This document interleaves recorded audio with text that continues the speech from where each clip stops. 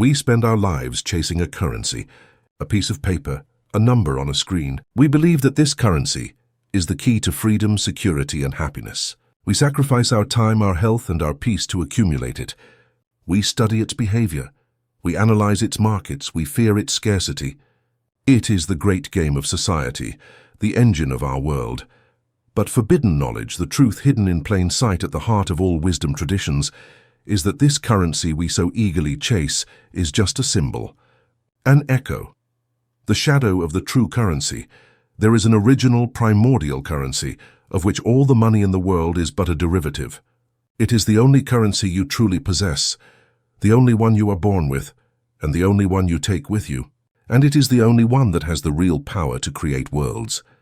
It is the forgotten currency, your attention. Your attention is not simply focus, it's not just a cognitive process. It is the energy of your consciousness made tangible. It is primordial capital.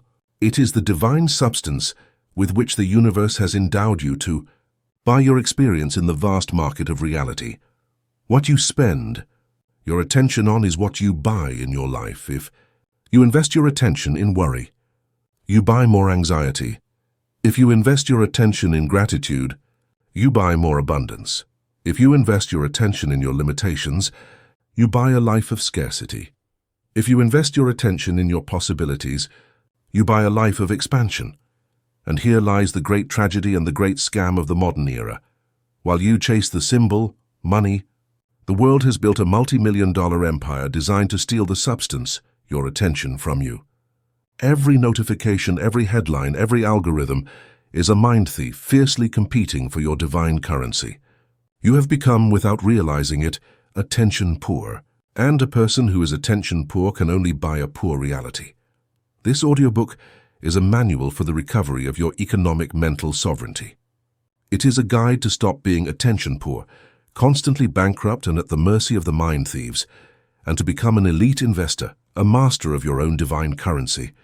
You will learn to accumulate your capital, to protect it from thieves, and to invest it with the wisdom of a tycoon to buy, with absolute certainty, any reality you choose. The stock market of your life is about to open. Chapter 1. The Divine Currency. We have reduced the concept of attention to a simple productivity tool, to an aseptic term in time management manuals. We see it as focus or concentration. We believe that its only function is that of a flashlight, a beam of mental light we use to illuminate tasks in a pre-existing, solid world. This view is like describing the sun as a simple, distant light bulb or $100 bill as a mere piece of green paper. It completely ignores the value, the power, and the magic it represents. We must, from this very instant, demolish that old and impoverishing definition. Attention is not a passive tool for observing reality. It is the active tool, the only tool you possess, with which reality is sculpted. The forbidden knowledge, the physics of consciousness that ancient mystery schools taught and that quantum physics now stutters, reveals to us that the act of paying attention is not an act of seeing, it is an act of creating. The universe at its most fundamental level is not a set of solid objects. It is a field of infinite potentiality, an ocean of possibilities vibrating in a state of pure latency. It is the light of your attention, the sacred act of the observer, that collapses that wave of potentiality into a particle of tangible experience. Your attention does not just illuminate the world, it invokes it. It does not just see the garden, it waters it. What you pay attention to grows. What you withdraw your attention from withers. This is the first and last law of creation. Your attention, therefore, is not something you lend, it is something you invest. It is your sacred capital, your only true wealth. It is the divine currency, the anatomy of the divine currency, to understand its true value, so that you stop treating your billions as if they were pocket change. We must analyze this currency on its 3 levels of power. It is focused consciousness, the sun and the magnifying glass. Imagine that your pure consciousness, your essential I am, is a sun, a source of infinite energy, radiating in all directions but without a particular focus. It is pure potentiality, beautiful but diffuse. It warms but it does not ignite. Attention is the act of that sun, concentrating all its rays through the magnifying glass of your intention on a single, powerful point of coherent light. That point is capable of igniting a fire, cutting through steel, and transforming matter. Consciousness is potential. Attention is power.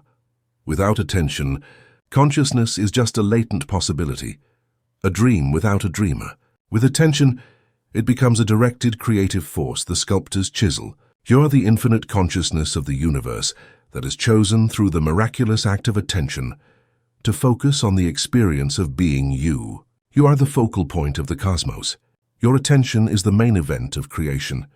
It is creative energy, the gardener and the hose. The old adage, where attention goes, energy flows, is not a poetic metaphor. It is a literal description of the physics of creation. The energy we are talking about is the primordial substance of the universe.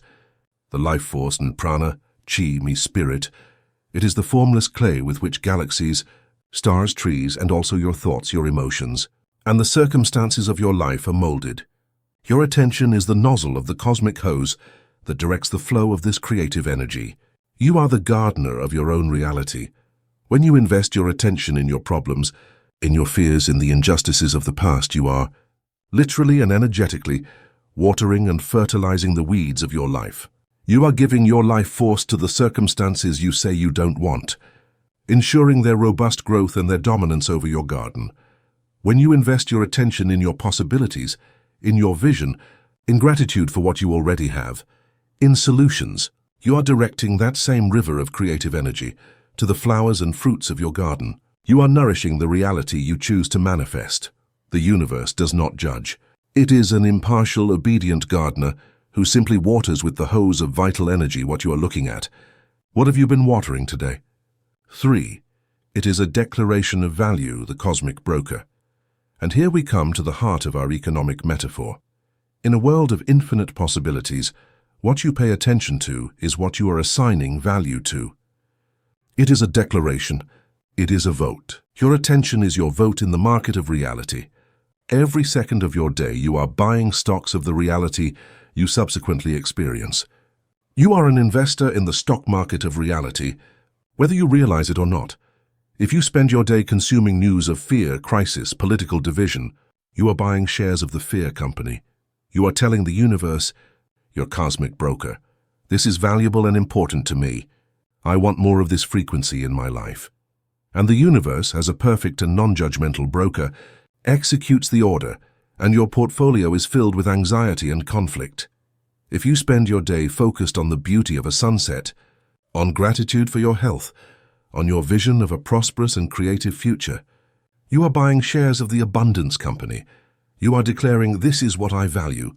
I invest in this. I want more. And the universe, again, obeys. You cannot spend the day investing in shares of fear, complaint, and scarcity, and expect your life portfolio to give you dividends of peace, joy, and prosperity. It is a cosmic and financial impossibility. The currency you invest determines the return you receive. You are the central bank of your own reality. Your attention is the only currency with real value, the only currency backed by the gold of creation itself. And until now, you have been allowing your wealth to be plundered, your account to be emptied, without even being aware of your own fortune. Now that you know the value of your currency, we must identify the thieves. Now that you know you are an attentional millionaire, it's time to do an audit. It's time to find out why, if you are so immensely wealthy, you so often feel poor, scattered, anxious, and powerless. The answer is simple, because your mind is a territory, and right now it is occupied. External forces, with a deep knowledge of human psychology, have built an elaborate and sophisticated architecture of extraction designed with neuroscientific precision to mine your attention capital and transfer it to their own coffers of power and influence. To reclaim your sovereignty, you must first understand the thieves' tactics and weapons. The first thief, the validation casino, social media. The most intimate, personal, and addictive thief is the social media algorithm.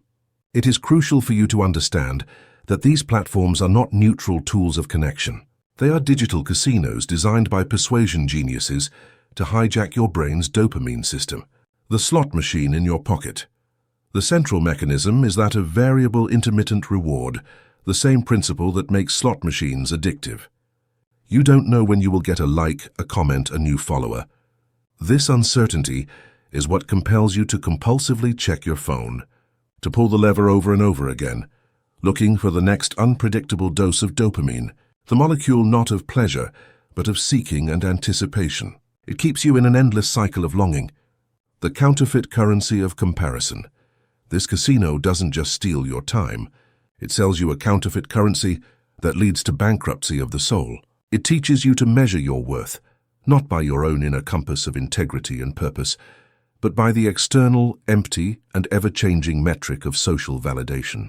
Every like is a small injection of approval that makes you feel good for an instant, but leaves you longing for more. You become addicted to the opinions of others, spending your precious attention currency on the exhausting task of building and maintaining an image, instead of on the satisfying task of building a life. The second thief, the merchant of fear, the news cycle. The second great thief of your attentional wealth is the 24-hour news cycle and sensationalist media. It is vital that you understand their business model. It is not to inform you, it is to capture and hold your attention for as long as possible so they can sell it to advertisers. And they have discovered through decades of experimentation that nothing captures the attention of the primitive brain, your survival system, more effectively than fear, outrage, conflict, and threat, a news story about a crisis, a war, a scandal, or an imminent catastrophe is a guaranteed attention investment for them. Your brain, programmed to scan the horizon for lions, cannot help but look. The merchant of fear has hacked your survival operating system. By consuming this constant diet of fear, you are making the worst possible investment. You are paying with your inner peace to buy more anxiety. You are spending your divine currency to buy a reality of powerlessness, division, and imminent danger. You are financing with your own consciousness the construction of a world that reflects your worst fears. It is the worst business in the universe. And the third thief, the whisper of dissatisfaction, the consumer culture. Finally, there is the most subtle, most ubiquitous thief, the one who masquerades as a friend, advertising and consumer culture. Their strategy is not dopamine hijacking or fear, but the artificial creation of lack.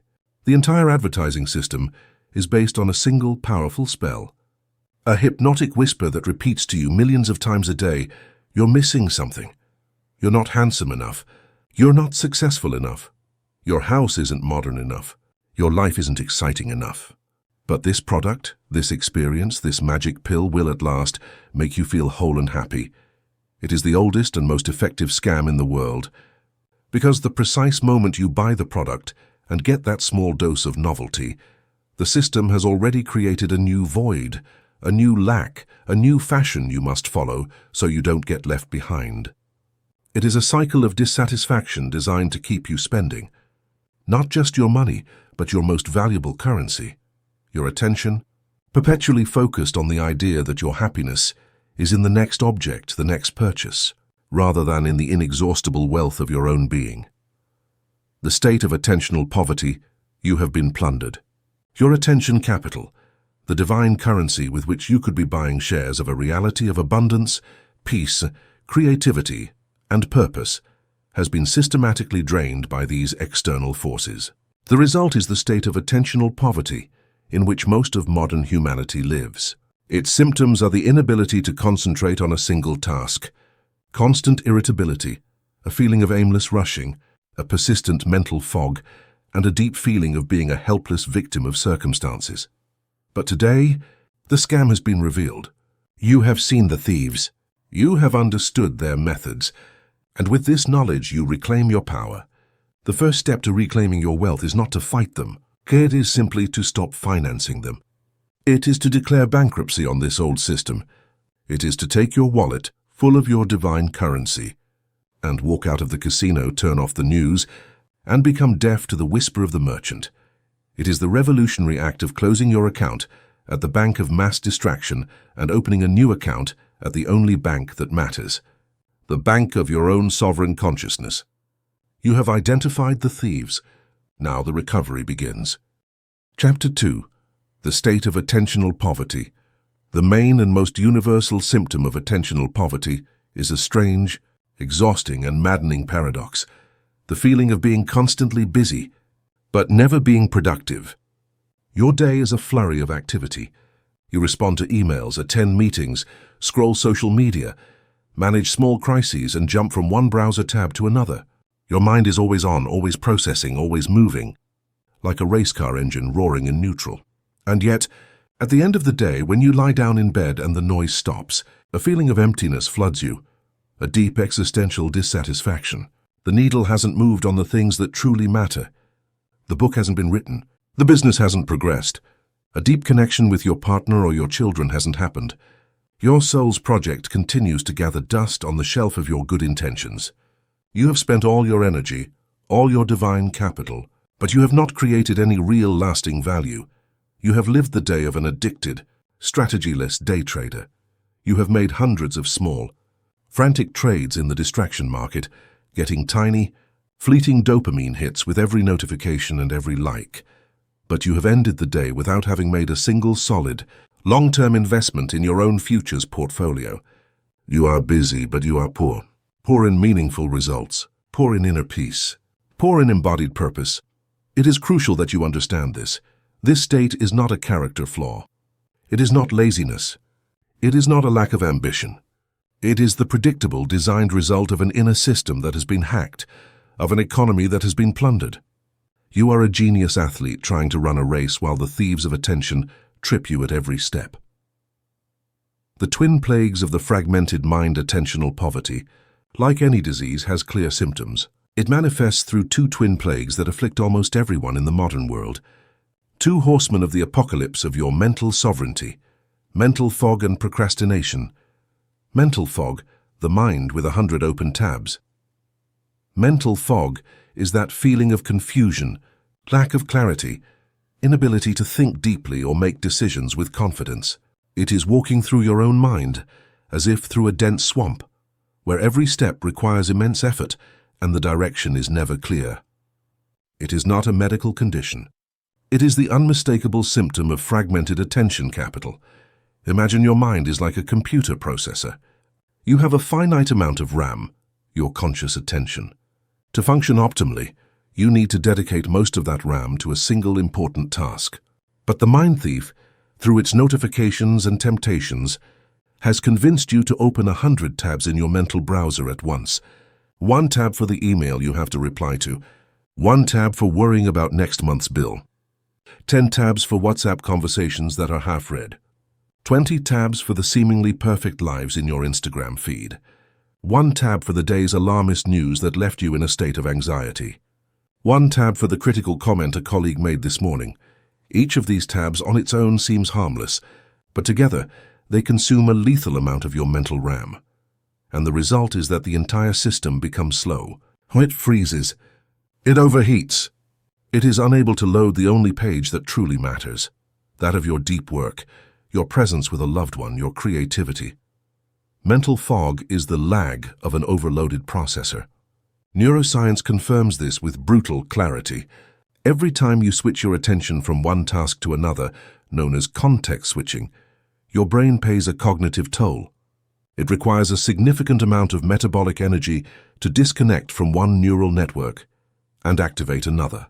When you do this hundreds of times a day, like a frantic bee jumping from flower to flower without ever collecting enough nectar, you are depleting the glucose reserves of your prefrontal cortex. This part of your brain is the CEO of your life, the seat of your sovereignty. It is responsible for long-term planning, complex decision-making, emotional regulation, and willpower. At the end of a day of constant multitasking, your CEO is exhausted, bankrupt. And a company without a functional CEO is a company in chaos. That is the feeling of mental fog, the chaos of a mind without a leader. Procrastination, the initial capital deficit. The second plague, which often arises directly from the first, is chronic procrastination. We have been taught that procrastination is laziness, a moral flaw, a lack of discipline. This is a cruel and incorrect interpretation. In the context of the attention economy, procrastination is, most of the time, something much simpler. It is a capital deficit. To start an important, high-value task, writing the first chapter of a book, designing a business strategy, having a difficult but necessary conversation, you need a significant amount of activation capital. You need a solid, uninterrupted block of focused attention to overcome the initial inertia and the natural resistance to effort. But if you have spent all morning wasting your divine currency in the distraction casino, responding to every notification, reading every headline, jumping from one trivial task to another, when it comes time to face the important task, your attentional bank account is at zero. You look at the blank page or the business plan. You know you should start. You feel the weight of guilt, but you experience an immense resistance, a kind of paralysis. It's not that you don't want to do it. It's that you literally don't have the currency to start. It's like trying to start a car with a completely dead battery. The engine, your talent, may be perfect, but there is no initial spark. You are in a state of deficit. And your brain, in its instinctive wisdom to conserve what little energy it has left, looks for the fastest way to get a small loan of easy energy, another dopamine hit. So you go back to your phone, your email, your distraction, promising yourself it will only be 5 minutes. But those 5 minutes are a loan from a loan shark. They give you momentary relief, but they plunge you into a cycle of attentional debt, increasing guilt and anxiety, and making it even harder to start the next time. Procrastination is not a moral failing. It is the predictable symptom of poor asset management. It is the paralysis of the debtor. The anxiety in the context of our mental economy is the high interest rate you pay on your attentional debt. It is the galloping inflation of your soul. A fragmented mind is a mind full of open loops. Every unfinished task, every postponed decision, every pending conversation, every mental tab you leave open consumes a small but constant amount of your background energy. Your mind, like a loyal but foolish servant, constantly reminds you of all these pending debts. The result is a background hum, a psychic stress hum that never turns off, even in your moments of supposed rest. This is the experience of generalized anxiety. It is the experience of living perpetually in an imaginary catastrophic future, a future financed with the capital you have stolen from your present moment. When your attention is constantly scattered, you lose your anchor in the only place where true power, true peace, and true life reside, the now. And a mind that is not anchored in the present is a mind adrift in the infinite ocean of fear, vulnerable to every wave of worry and every storm of what-if. Psychic inflation means that your attentional currency is so devalued that you need to spend more and more to buy a small amount of peace or focus, which leaves you in a state of perpetual overwhelm. The reactive life, the abdication of the throne. Finally, the culmination of all these symptoms, the external manifestation of attentional bankruptcy, is the reactive life. This is the final state of the loss of sovereignty. The person suffering from attentional poverty lives like a panicked day trader in a volatile market. He spends his entire day reacting to every small market fluctuation, every email that arrives, every notification that sounds, every request from a colleague, every mood swing of his boss. He is a firefighter who desperately runs from one small fire to another, without ever stopping to think about who is starting them or how he could build a fireproof structure. The sovereign investor, on the other hand, ignores the noise and volatility of day-to-day life. He focuses on long-term value. He defines his vision, and in the morning he consciously decides, today my attention capital will be invested in these 2 single stocks that move the needle of my vision. Everything else is noise. He knows that most of the world's emergencies are, in reality, someone else's priorities disguised as crises. When you live in a state of reactivity, you have abdicated the throne of your life. You have handed over your scepter of sovereignty. You are no longer the CEO of your own company, the one who sets the vision and the strategy. You have demoted yourself to the position of the lowest level employee in the mailroom, opening and responding to everyone else's urgencies. You have given away your divine currency in exchange for the illusion of busyness, for the false comfort of being busy. The path to solvency, the first act of sovereignty, the diagnosis is complete. Mental fog, procrastination, anxiety, and reactivity are not your character flaws. They are the predictable logical symptoms of a mind in attentional bankruptcy, of an inner economy that has been systematically plundered. You have seen with brutal clarity the devastating cost of having given away your divine currency. But in this diagnosis, there is no judgment. There is only an immense opportunity, because the moment an addict admits his addiction, the moment a person in bankruptcy finally looks at their bank statements in that moment of painful clarity, he has taken the first step to becoming immensely wealthy. To get out of financial bankruptcy, the first step is not to try to earn more. It is fundamentally to stop spending recklessly. You must plug the holes where your capital is leaking. The first practice, therefore, is the sovereign audit of attention. This is the first act of reclaiming your power.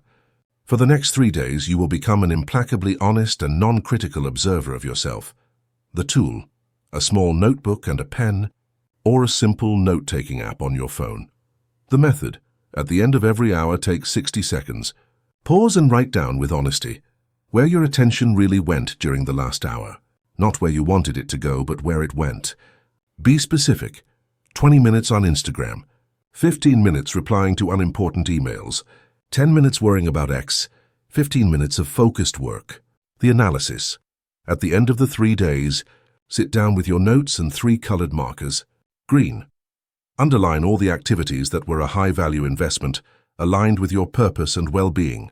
Deep work, real connection, learning, exercise, etc. Yellow.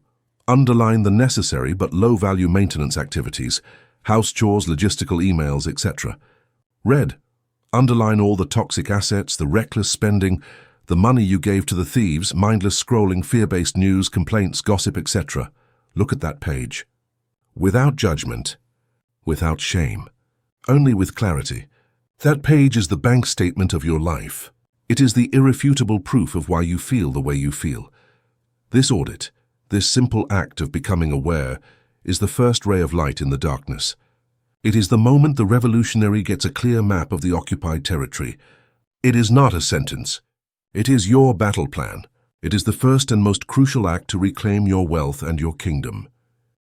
Chapter 3. The Accumulation of Capital, the Power of Silence. An investor who has declared bankruptcy and is drowning in debt does not immediately go to the stock market to look for the next big speculative investment. His first, most crucial and least glamorous step is to stop spending and start accumulating capital. He must create a surplus.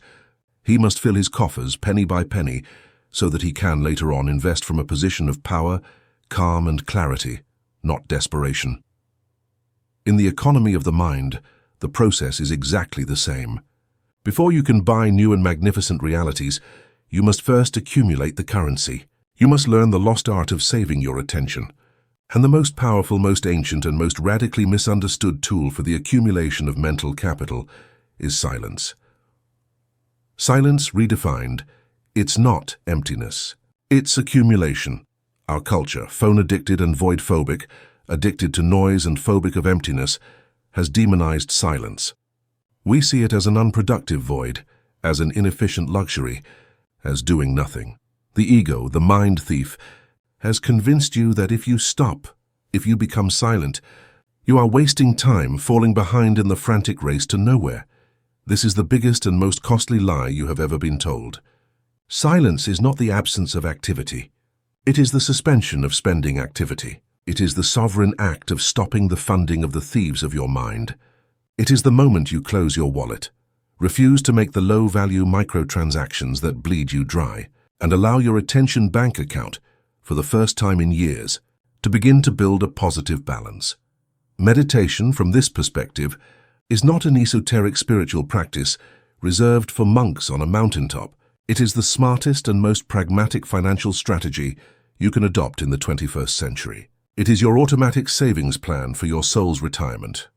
Every minute you spend in silence, in stillness, observing your breath, is a coin of attention you are depositing in your inner central bank instead of spending it in the casino of distraction. It is the act of paying yourself first. The physics and biology of attentional savings. When you practice silence, when you meditate, you are not doing nothing. You are initiating a cascade of neurological, biochemical and energetic events of immense power. You are performing the most important restructuring work of your life, strengthening the muscle of focus, the gym of sovereignty. Your attention is a muscle, specifically the neural network that connects your prefrontal cortex with other areas of your brain. For years you have trained it to be weak and scattered, like a frantic hummingbird, jumping from one notification to another. The practice of focus meditation, for example, concentrating on an anchor like your breath, is the resistance training for this muscle. Every time your mind gets distracted by a thought, and it will, thousands of times, and you gently but firmly notice it and bring it back to your breath, you are doing a rep. That precise instant of noticing and returning is the moment of maximum muscle contraction. It is not a failure, it is the very mechanism of success. With each session, your prefrontal cortex, the CEO of your brain, gets stronger. The neural connections are myelinated, becoming faster and more efficient. Over time, your ability to maintain focus, to direct your laser of attention at will, and keep it fixed on your goal, increases exponentially. You are moving from having an atrophied muscle to being an elite mental athlete. The biochemical detoxification, changing the inner climate. As we have seen, the state of attentional poverty is a state of chronic stress, a constant bombardment of cortisol and adrenaline. It is living in the middle of a perpetual biochemical storm, in a physiological state of fight or flight. Silence, meditation, is the bomb shelter. By sitting in stillness and breathing deeply and rhythmically, you activate your vagus nerve, the master switch of the parasympathetic nervous system, the rest, digest, and repair system. Cortisol production stops. Your heart rate slows and becomes coherent. Your body at last receives the signal that everything is safe. And with that signal, your body's cleaning and repair crew has the opportunity to start working. It cleans the toxicity of stress, reduces inflammation, and begins to produce the chemistry of calm and coherence, such as serotonin and GABA. You are literally changing the atmosphere of your inner ecosystem from one of war to one of peace. The creation of a surplus from debt to abundance, stopping the spending of your attention on external noise and internal chaos. For the first time in a long time, you begin to accumulate a surplus. You come out of a 20-minute meditation session with more attentional capital than you had when you went in. Your inner bank account has a positive balance, and it is this surplus that gives you back the power of choice. With a positive balance in your attention account, you now have the resources to see with clarity. The mental fog dissipates. You can see the landscape of your life in the long term, instead of just the immediate bumps in the road. Overcome inertia. You have the activation capital to, at last, start that important task you had been putting off. You have the spark to start the engine. Respond, not react. You have the inner space, the capital cushion, to absorb an unexpected event without panicking. You can choose your response with wisdom, instead of being hijacked by an automatic and programmed reaction. Now that you understand that silence is your wealth creation plan, it's time to open your savings account and learn the practical strategies for making consistent deposits. Wealth, both financial and attentional, is not built with a lucky break, but with disciplined, automatic saving habits. The first practice, the daily deposit, your appointment with the CEO. The elite mental investor does not leave his saving to chance. He prioritizes it above everything else. He makes a daily scheduled deposit in his central bank. His practice is formal meditation. It is non-negotiable. It is the most important meeting of his day. You don't need to be a monk. You start with 5, 10, or 15 minutes a day. It is not about the duration, but about the consistency. This is not time for doing nothing. It is the most important work time of your day. It is when you build the capital that will finance everything else. The environment and posture. Choose a quiet place and a consistent time, preferably in the morning, before the world begins to demand withdrawals. Sit in a chair with a straight back or on a cushion on the floor. The posture should be dignified but comfortable, a balance between relaxation and alertness. Choose your anchor. Close your eyes. And choose an anchor for your attention in the present moment. The simplest and most powerful anchor is the physical sensation of your own breath. Feel the air entering your nose, the expansion of your abdomen and the exhalation. Don't try to change it. Just observe it. The guardian's work. Your only task during this time is to act as the security guard of your attention vault. Your lookout post is the anchor of the breath. Inevitably, a thief, a thought, a worry, a memory, a plan will try to steal your attention and pull you from your post. The conscious and gentle return. The moment you realize your attention has been stolen, you do not get frustrated. You do not judge yourself. You do not say, "I'm bad at meditating." That moment of realizing is a monumental victory. It is the god waking up from his daydream, and with a serene and gentle firmness, as if you were guiding a lost child back home, you escort your attention out of the labyrinth of thought and return it to your watchpost, to your breath. Every time you do this, you are not failing at meditation. You are doing a rep in the gym of sovereignty. You are strengthening the muscle of your attention. With every return, your capital becomes a little more solid, a little more yours. The second practice, the micro deposits, the penny strategy. In addition to the large daily deposit, the wise investor knows that wealth is built with small, consistent savings throughout the day. His practice is that of interstitial silence, reclaiming lost territories. Interstices are the small empty spaces of your day, the moments between activities that you normally fill automatically with the junk food of distraction. Mainly, your phone, the wait at a traffic light, the line for coffee, the elevator ride, the 2 minutes while the water for your tea heats up.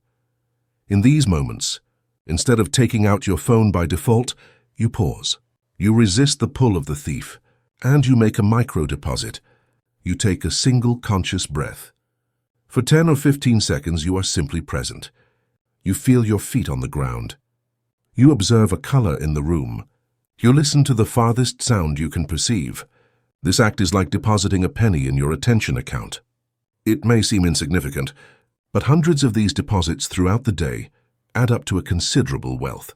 More importantly, you are breaking the compulsive habit of avoidance and training your mind to return to the present, to come home instead of constantly escaping. The third practice, the nature reserve, the highest yield investment. Finally, the inner banker knows that sometimes he needs to withdraw his capital from the volatile and noisy market of the world and place it in a high-security, highest-yield nature reserve. His practice is that of conscious immersion in nature. A walk in a forest, in a park on the beach without devices, without podcasts, without distractions, is perhaps the most potent act of capital accumulation that exists. Nature does not try to steal your attention. It calms and restores it. The coherence of an ancient tree, the immensity of the sky, the constant rhythm of the ocean. These are frequencies that naturally tune your own nervous system and return it to a state of peace and balance. To enhance this practice, turn it into a sensory meditation. As you walk, give your mind a simple mission. Listen. Try to identify 5 different sounds: the wind, a bird, your footsteps, the rustle of leaves. See? Find 5 different shades of green or notice the details of a tree's bark. Feel. Pay attention to the sensation of the air on your skin, the texture of a leaf, the warmth of the sun. A 30-minute walk in nature is not a break from work. It is the highest form of work. It is like depositing your capital in the planet's Federal Reserve. The coherence of nature recharges and multiplies your own energy.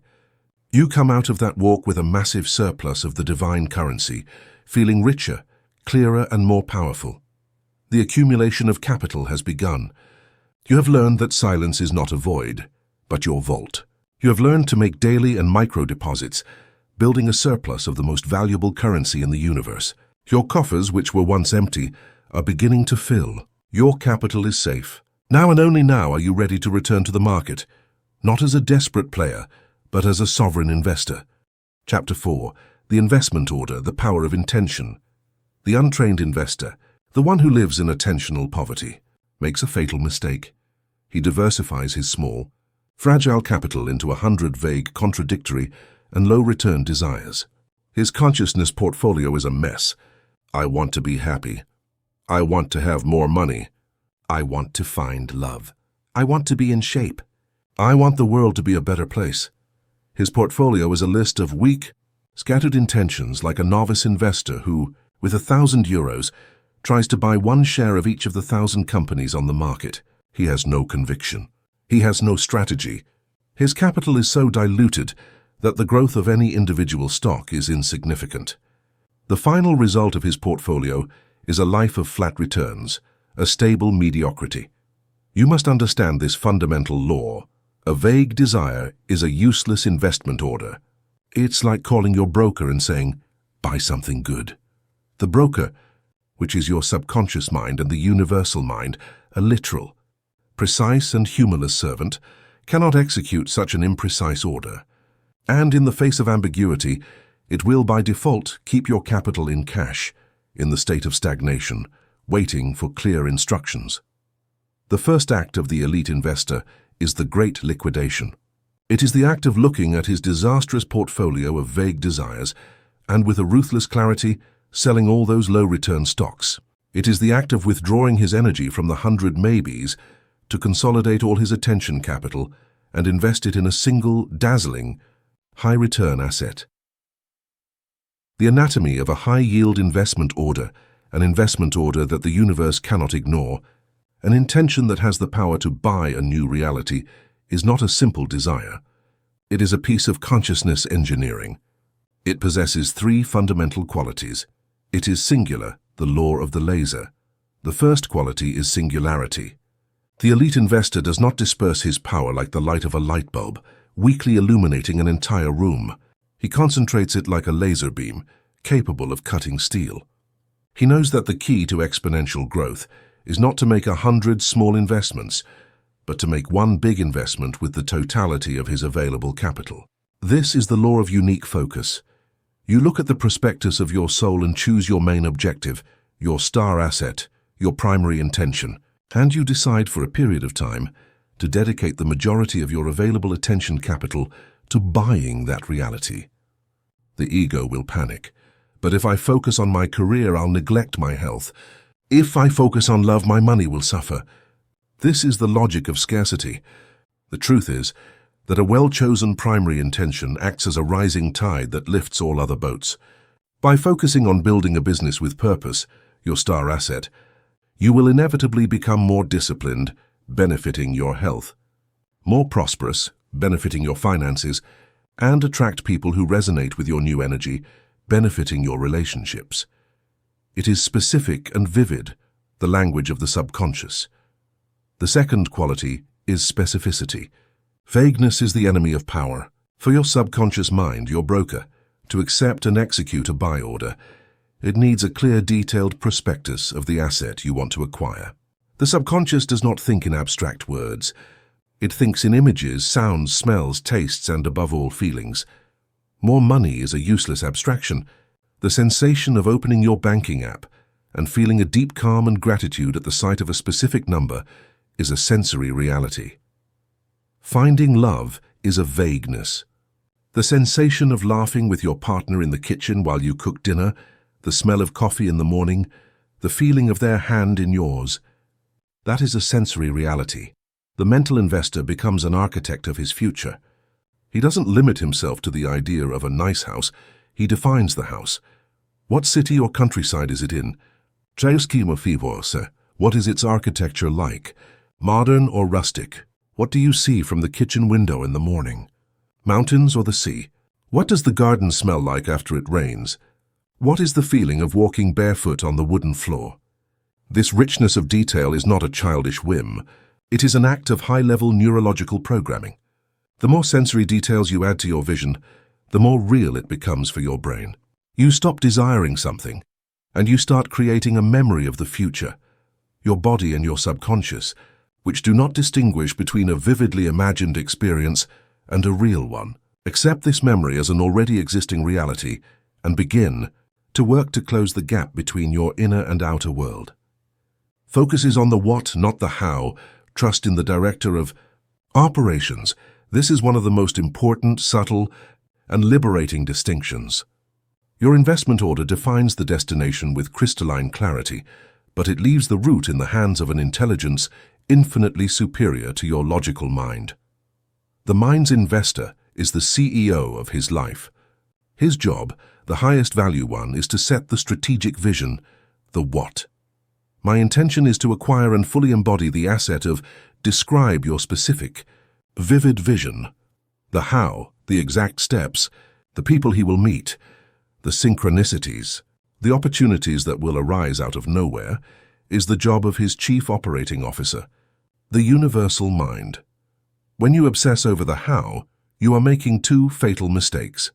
First, you are limiting the infinite and often miraculous ways your vision could manifest to the few and well-worn paths your logical mind can conceive of based on its limited knowledge of the past. Second, you are acting like a CEO who insists on going down to the mailroom to tell the interns how to fold letters. It's a misuse of your power and fundamentally a declaration of distrust in your team and the process. Your job is to hold the vision of the destination with unshakable clarity, as if holding a lighthouse in the fog, and then to trust that the universe's GPS, which communicates with you through your intuition, the echo of the soul, will show you the next immediate step, turn by turn. The first practice, the soul's prospectus. The mental investor does not choose his assets lightly, chasing the latest ego trend. He performs a deep due diligence of his own soul to ensure that the investment is in perfect alignment with his deepest truth. His practice is the creation of the investment prospectus. You take your journal, which is your sacred investment document, and in a state of stillness, you become the analyst and visionary of your own life. The prospectus has three crucial sections. The first section is the what, the reality movie. This is where you write your vision with absolute clarity and sensory richness. But you don't write it as a list. You write it as a movie scene in which you are the protagonist. Describe a perfect day in that reality, from the moment you open your eyes until you go to bed. Write it in the present tense, as if it were already a fact. I wake up with the sun coming in through the window of my studio, which overlooks the mountains. The smell of freshly brewed coffee fills the house. I feel the warm wooden floor under my bare feet. Make it so real, so vivid, that you can taste it, smell it, and feel it. This is the detailed blueprint of your asset. The second section is the why, the emotional return. An intelligent investor does not fall in love with the asset itself. He falls in love with the return he expects from it. Beneath the description of your vision, you ask yourself the most important question of all.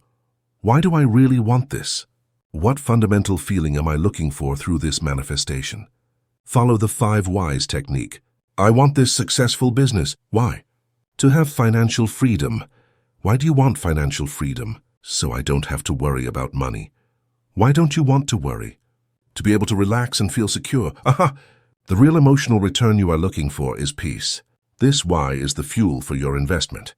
It connects you with the essence, not the form. The third section is the who, the identity reverse engineering. Finally, the most transformative section. $1 million asset cannot be managed by $1,000 consciousness. The universe will not give you an asset that your current identity cannot sustain. Therefore, you must describe the person you need to become to be the director of this new vast fund. You describe the beliefs, the habits, and the state of being of the version of you that already lives in that reality. Beliefs. What does this person believe about himself and about the world? Perhaps he believes that money flows to me with ease, I am worthy of deep love, or every challenge is a growth opportunity. Habits. How does this person live their day-to-day life? Do they wake up early with energy? Do they read books that expand their mind? Do they take care of their body as a temple? Do they surround themselves with people who inspire them? State of being. What is their dominant vibration? Is it calm, confidence, gratitude, generosity? This is not a profile of a stranger. It is the profile of your future self, the director who already exists on the plane of potential. By describing him, you give your subconscious a new identity model to begin to embody. By completing this 3-part prospectus, you have done something infinitely more powerful than dreaming. You have created a complete, coherent investment strategy for your consciousness. For the second practice, placing the buy order, the morning ritual. With the prospectus complete, the investor places his buy order in the subconscious market every day, reinforcing the signal. His practice is that of the intention ritual. Every morning, after your practice of accumulating silence, the investor sits for 5 or 10 minutes. Not to wish or ask, which are positions of lack. He sits to review his buy order. He reads his prospectus, especially the what and the why sections. And then he closes his eyes and immerses himself in the sensory experience of the movie he has created. He is not daydreaming. He is familiarizing himself with the asset he has already decided to buy. He is neurologically rehearsing his future. He is aligning his vibration with that of his future property, so that when it manifests, it feels like a familiar home, not a strange surprise. And the third practice, financing the investment, the emotional transaction. A buy order without funds is not executed. The investor must finance his order, and the currency with which you pay in the market of reality is not the money of the world, but the divine currency, your attention charged with the multiplying power of emotion. Attention points the arrow, but emotion is what pulls the bowstring. During your morning ritual, you don't just see your vision, you feel it. And the most powerful emotion to finance an investment is gratitude. You generate in your body the feeling of relief, joy, and gratitude for the transaction already completed. You feel gratitude for the house that is already yours. You feel the relief of the financial freedom you already possess. You feel the joy of the love that already fills your life. Every time you do this, you are performing a massive transfer of your attention capital, charged with the high frequency of gratitude, to your investment account, ensuring the purchase is completed as soon as possible. Feeling gratitude before the asset manifests is the vibrational signature that tells the universe, transaction completed. It is the ultimate act of faith for the elite investor. The investment order has been issued.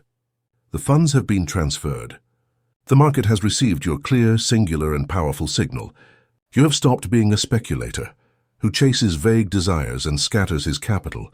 You have become a value investor who consolidates his power in a single magnificent asset, the vision of your highest self embodied.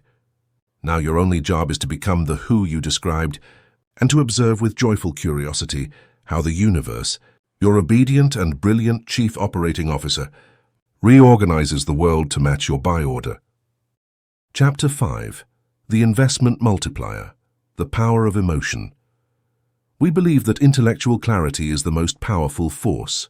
We try to create our lives from the head, repeating affirmations with a robot's monotony, visualizing scenes with an engineer's precision, but with an accountant's heart. And then we wonder why our efforts produce such anemic results, why our arrows fall without force just a few feet from our feet. The truth, as all ancient wisdom traditions teach and as modern neuroscience now confirms, is that the subconscious, the great builder, the genie in the lamp, does not speak the language of logic.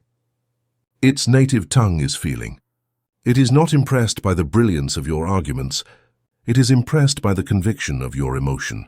A clear thought without an emotion to back it up is an arrow without a bow. The structure is perfect, but it lacks the propulsive force to fly. An intention without feeling is a buy order given in a hesitant tone. The subconscious servant simply ignores it, waiting for an order issued with true authority. The majority of our failure in manifestation is born from this inner civil war. The conscious mind, with its logic, thinks one thing, I want to be abundant. But the body, the subconscious mind, feels another, the familiar vibration of fear and scarcity. And in this battle between an intellectual thought and an embodied feeling, the feeling always wins. For your projection to be powerful, your thought and your feeling must be in perfect alignment.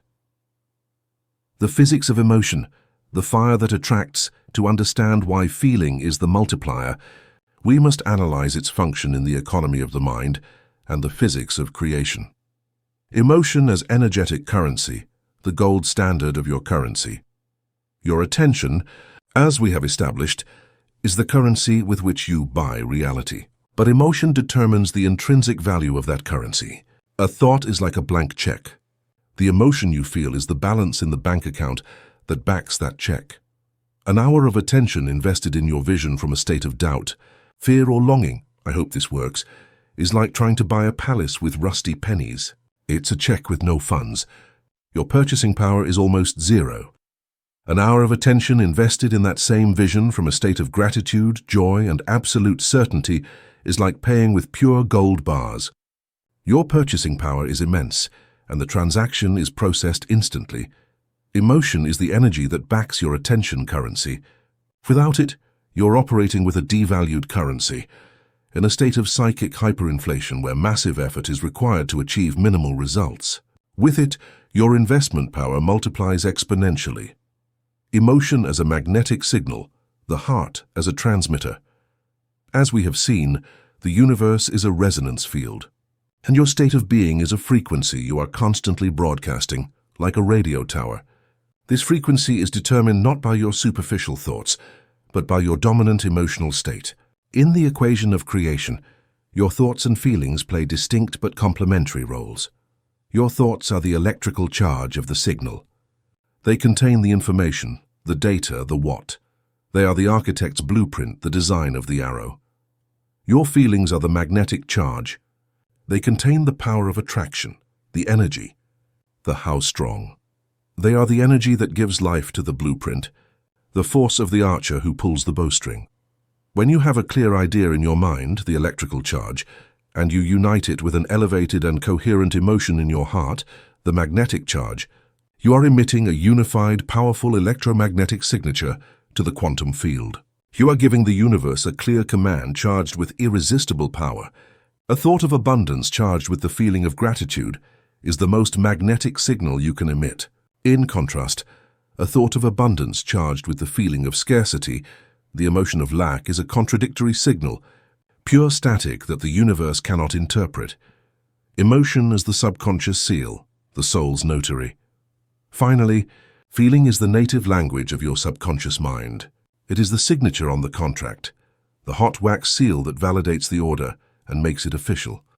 When you generate in your body the feeling of your wish fulfilled, you are performing an act of temporal alchemy. You are tricking your subconscious, which does not distinguish between the real and the vividly imagined, into believing that the experience has already occurred. And once the subconscious, the builder, accepts something as a present reality, it will mobilize all its vast and unfathomable resources so that the external world aligns with that new internal reality. It will stop seeing obstacles and start seeing paths. It will alter your perception, sharpen your intuition, and guide you toward the right actions. Emotion is the bridge that unites the conscious world of the architect with the subconscious world of the construction crew. Without that bridge, the blueprints never reach the job site. Understanding the physics of emotion is the first step, but true mastery resides in practice. Generating elevated emotions at will is not a matter of superficial positive thinking. It is a skill that is trained. It is a somatic art. You cannot think your way to joy. You must embody your way to joy, using your own body as the musical instrument to produce the symphony of your new reality. Below are the 3 fundamental practices of the emotional alchemist. The first practice, the somatic door, the body as an instrument. The mental investor knows that emotion is not an abstract concept. It is an experience of the body, a cascade of chemistry and energy. To change his emotional performance, he doesn't start in his head, trying to convince himself to feel a certain way. He starts in his physiology. He tunes the instrument before playing the music. The coherence breath. His practice begins with breath. He knows that low-vibration emotions, fear, anxiety, frustration, produce shallow, chest-level breathing. High-vibration emotions, joy, peace, gratitude, are associated with deep, slow, diaphragmatic breathing. To prepare the ground for an elevated emotion, he first calms and harmonizes his system. He practices heart-focused breathing. He places a hand on his chest, inhales slowly and deeply through his nose for 5 seconds, imagining the air entering through his heart, and exhales slowly through his mouth for 5 seconds, imagining the air leaving through his heart. He does this for 2 or 3 minutes. This act creates a state of heart-brain coherence, sending a powerful signal of safety and balance to his entire system. He has prepared the ground, the power pose. The investor understands that his posture is not just a result of his emotional state, it is a cause. He consciously adopts the physiology of his successful, future self. He straightens his back, relaxes and rolls his shoulders back, opens his chest, slightly lifts his chin, and wears a slight smile of serene confidence. He holds this posture for 2 minutes. This is not an act of arrogance, but of neurological reprogramming. Research has shown that these power poses decrease cortisol, the stress hormone, and increase testosterone associated with confidence. He is ordering his body, through its most primitive language, to produce the chemistry of confidence and power. The second practice, the resonance chamber of memory. The investor understands that his past is not a debt that drags him down, but a reserve fund of emotional frequencies he can access at will. To color his vision of the future, he often borrows the most vibrant colors from his past. This is the practice of selective emotional memory. Select the frequency. In the stillness of his meditation, after having prepared his body, he chooses the exact emotion he needs to finance his vision. Let's say it is the feeling of unstoppable triumph and achievement. The archaeological search. He becomes an archaeologist of his own life. He scans his memory not for traumas but for treasures. He looks for a moment, no matter how small or trivial it seems, in which he felt that emotion purely and potently. Perhaps it was winning a sports competition in his youth, getting a good grade on a difficult exam, completing a work project that no one thought was possible, or even learning to ride a bicycle after many falls. The importance of the event is irrelevant. The purity of the emotion is everything. Sensory immersion. Once he has found the memory, he doesn't just think about it. He immerses himself in it. He relives it in the first person with all his senses. He sees what he saw, hears the applause or the concentrated silence, feels the sun on his skin or the beating of his heart in his chest. He reconstructs the scene until the chemistry of that original emotion begins to flood his body in the present. The alchemical extraction. As the emotion of triumph begins to grow and reach its peak, he performs the key move of the alchemist. He lets go of the story, but he retains the feeling. He releases the specific details of the memory, the trophy, the exam, the bicycle, and keeps only the pure sensation, the naked vibration of the achievement. He has extracted the essential oil of the emotion, the projection, and it is this pure, history-free vibration that he now projects onto his vision of the future. He wraps the image of his current project with this feeling of already accomplished triumph. He is taking the energy of a past success and using it as fuel to power the creation of a future success. The third practice, the gratitude amplifier. Of all the emotions in the human spectrum, the sovereign investor knows that gratitude is the highest yield asset in the universe's economy. It is the frequency of abundance. It is the emotional signature of reception. Fear, longing, and desire emit the frequency of lack, of I don't have it yet. Gratitude emits the frequency of wholeness, of I already have it. And the universe, which is a mirror, can only reflect the frequency you emit. His practice is that of anticipatory gratitude. Every morning after his intention ritual, the investor does not just review his vision. He finances it with the highest value currency, gratitude. He begins to give thanks, not only for what he has in his current life, but for the already fulfilled vision, as if he were reviewing the statements of an account that is already overflowing. Thank you for the resounding success of this project and for the service it provides to the world. Thank you for the unlimited abundance that flows into my life, allowing me to be generous and live in freedom. Thank you for the clarity and wisdom that guide me every step of the way. Thank you for the deep sense of peace and purpose I feel every morning when I wake up. He knows that this feeling of gratitude is the clearest signal he can send to his subconscious and to the quantum field. It is the proof that he considers the order a guaranteed success. And in the economy of the mind, the confident expectation of the investor is what, ultimately, moves the market in his favor. Chapter 6. The Foundations of Certainty. In the economy of the mind, not all forces are equal. There is a hierarchy of power, a scale of creative density. A thought is a spark. It can light up an instant, a fleeting idea that crosses the sky of your mind. It is ethereal, lacking sustained power. It is uncompacted gunpowder. A feeling is a flame. It is more powerful than a spark. It generates heat and energy, and it can drive action. But a flame by itself can be unstable. It flickers and changes with the wind of external circumstances. It is gunpowder that burns in the open air, bright but scattered. A belief, on the other hand, is the sun. It is a self-sustaining nuclear fusion reaction at the center of your being. It does not need to be ignited at every moment with conscious effort. It simply is, and it radiates its reality constantly, powerfully and unshakably, gravitationally affecting everything that orbits around it. Your thoughts, your feelings, your actions, and ultimately, your results. A belief is a thought that has been practiced, that has been watered with emotion, and repeated with such consistency that it has solidified into the fabric of your being. It has crossed the threshold that separates an idea from a truth. It has become a fundamental part of your operating system, an unquestioned axiom upon which your perception of reality is built.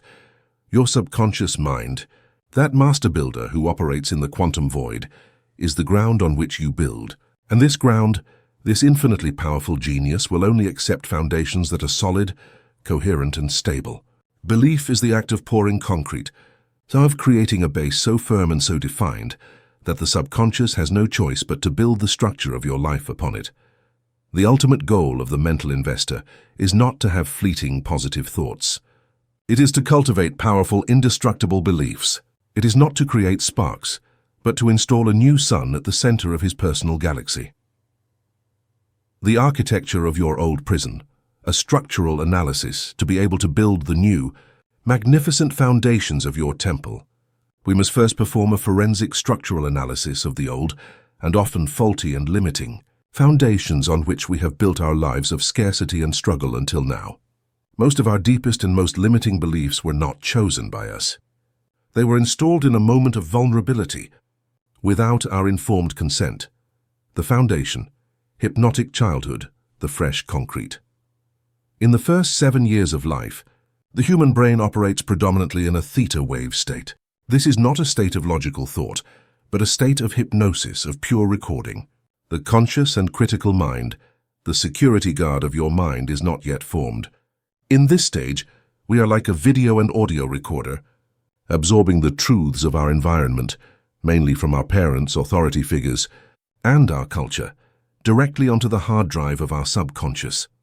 If a child grows up in a home where the dominant belief is life is a struggle and money is the root of all evil, that idea is not analyzed. It is absorbed as a fundamental law of the universe, like the law of gravity. If a girl is told, verbally or non-verbally, that she must be good, quiet, and compliant to be loved, that belief becomes the unwritten constitution of her future relationships, leading her to silence her own truth in exchange for affection.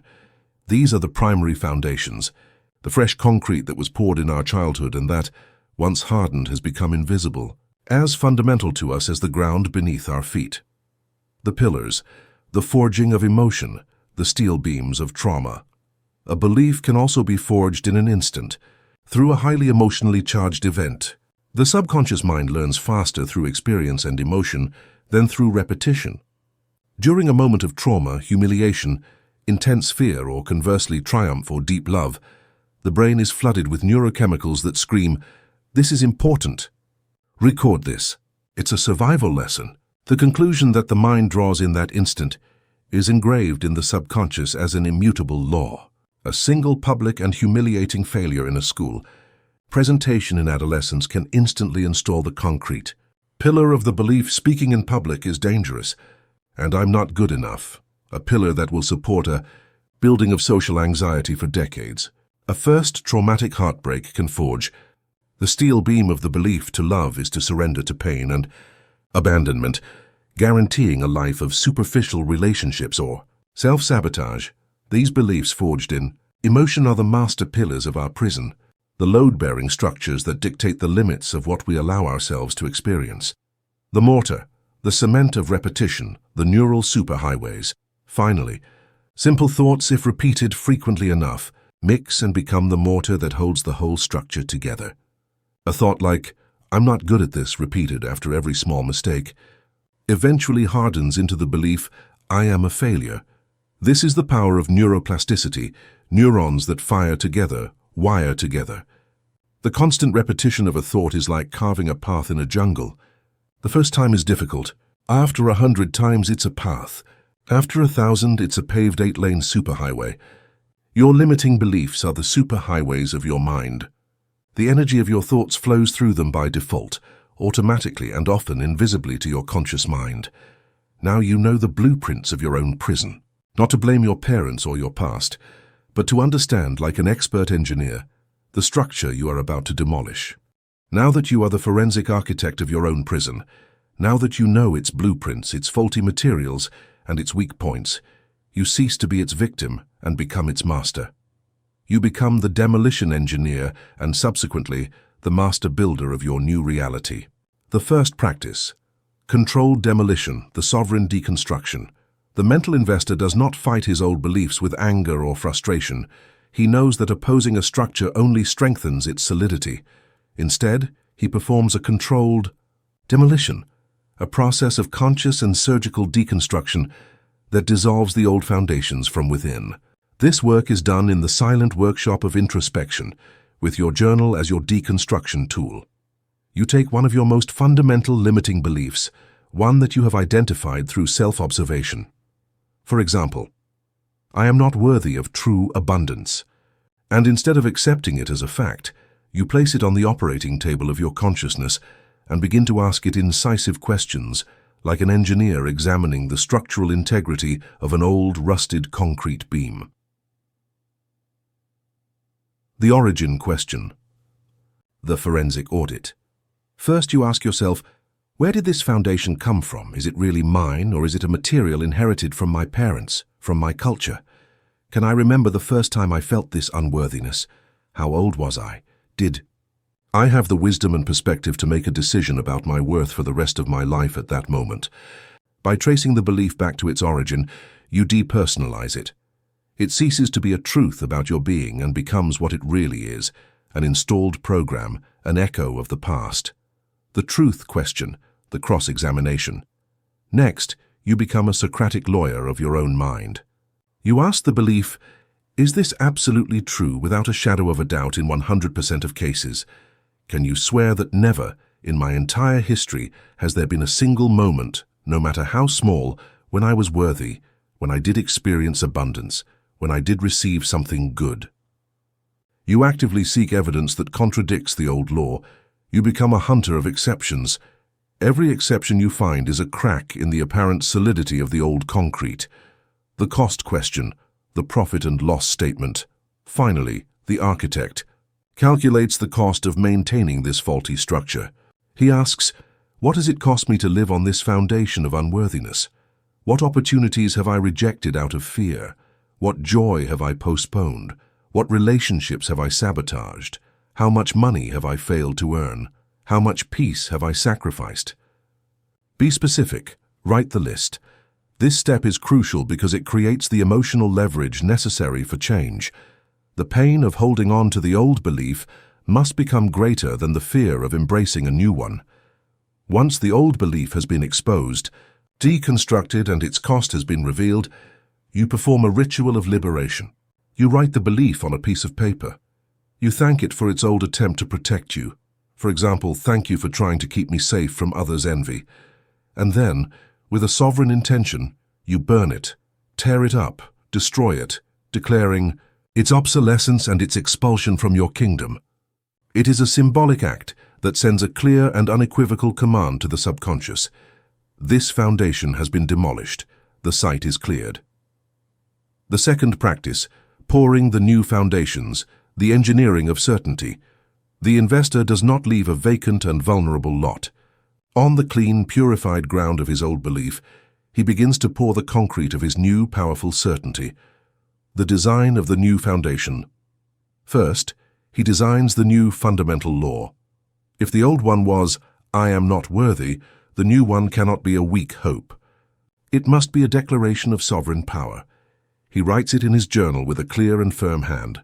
I am the embodiment of infinite abundance, and my worth is intrinsic, absolute, and undeniable. Repetition, the neural concrete mixer. He knows that a foundation solidifies with repetition. He uses the affirmation of his new belief like a concrete mixer, mixing and strengthening the new material. He repeats it in the morning upon waking and at night before sleeping, when access to the subconscious is at its maximum. He writes it on sticky notes. He makes it his phone's wallpaper. Emotion, the life-giving water. He knows that repetition alone is just dry cement dust. He must mix it with the water of emotion for it to activate and harden. In his visualization, he not only thinks about his new belief, he feels it. He uses the techniques from the previous chapter to generate the emotion of the dignity, calm, freedom, and security of the person who already lives from that truth. Embodiment, the first row of bricks. Finally, certainty solidifies through action. The architect begins to act as if. He starts to make small decisions and perform small actions in his day-to-day life that correspond to his new belief. Perhaps he buys a coffee for a stranger, not as a sacrifice, but as an act that comes from his surplus. Perhaps he allows himself to buy a high-quality book instead of the cheaper option, as an investment in himself. Perhaps, instead of contracting at the sight of a bill, he breathes, feels his new belief, and pays it with a sense of gratitude for the flow. Each of these actions is like placing a brick on the new foundation. They are votes of confidence in his new reality, beginning to build the walls of his new palace. The foundations of your old prison were not made of stone. They were made of thought. And the foundations of your new palace will not be made of stone either. They will be made of certainty, a certainty built with the discipline of an engineer, the vision of an architect, and the heart of a master. Chapter 7. The Daily Attention Budget. The elite investor, the conscious creator of his reality, does not operate on impulse, hope, or reaction. He operates with a plan. He has accumulated his capital in silence, defined his investment with a clear intention, and charged it with the power of emotion. Now he must execute. And the most important execution plan, the one that dictates the success or failure of his entire life portfolio, is the daily attention budget. The first hour of your day is not just another hour. It is the rudder of the day. A 1-degree adjustment to the rudder of a supertanker leaving port will change its final destination by hundreds of kilometers. In the same way, the investments you make in your sovereign hour will determine whether your day leads you to the port of prosperity and purpose, or leaves you adrift in the ocean of distraction and reactivity. The unconscious IPO, how to lose the day before it starts, the untrained investor, the one who lives in attentional poverty, begins his day with a chaotic and disastrous initial public offering, IPO. His first act, often before his feet touch the ground, is to take his company, Consciousness Inc., and hand over control of its board of directors to thousands of external, volatile and often malicious investors. The first act, the neurochemical poison intake. He grabs his phone. In that instant, his attention capital, newly accumulated during sleep, is flooded with a toxic cocktail. On one hand, the world's crises, the news, and the edited comparative lives of others, social media, inject a massive dose of cortisol, the stress hormone. His nervous system goes from 0 to 100, entering fight or flight mode. On the other hand, the possibility of a notification or a like gives him a hit of cheap, unearned dopamine, desensitizing his reward system and making real, meaningful work seem boring and unattractive. He has started the day by simultaneously investing in fear, comparison, and addiction. The second act, capital leak and strategic abdication. With his mind already hijacked and his nervous system on high alert, he begins his day without a plan, without a directive from the CEO. His attention, now fragmented, disperses into a dozen superficial tasks, responding to the urgencies of others, emails, instead of focusing on his own strategic priorities. He has handed over the map of his day to the whims of his inbox. He has become a contractor on others' projects instead of the architect of his own. At the end of the day, he feels exhausted, unfocused, and deeply frustrated. He has experienced the paradox of unsatisfied exhaustion, the feeling of having run a marathon without having moved from the starting line. The reason is simple. He handed over control of his economy in the first hour. He allowed the market to dictate his moves, instead of him dictating the market's moves. The conscious IPO, the morning board meeting, the elite investor operates in a radically different way. He considers the first hour of his day as the most sacred moment, the golden hour. It is his board meeting with himself. It is the moment when, in sovereign silence, before the noisy market of the world opens, he establishes the strategy, defines the priorities, and allocates his attention capital to the highest return investments. This is not a productivity routine to get more done. It is a ritual of sovereignty to be more. It is the act of winning the day before it starts, securing the most important profits before the first external transaction takes place. The three main assets for morning investment, the mental investors. Budget focuses on allocating capital to three fundamental assets that are the basis of all prosperity and conscious creation. Investing in the physical plant, the body. Wise investor knows that his ability to think clearly, to maintain an elevated emotional state, and to execute his plans depends fundamentally on the health and vitality of his production plant, his body. A supercomputer, the mind, is useless if the power supply, the body, is faulty. Therefore, his first investment of the day is to fine-tune his machinery. Hydration as liquidity. The first act is hydration. After hours of sleep, the body and brain are dehydrated. Dehydration, even in a mild degree, massively impairs cognitive function, memory, and focus.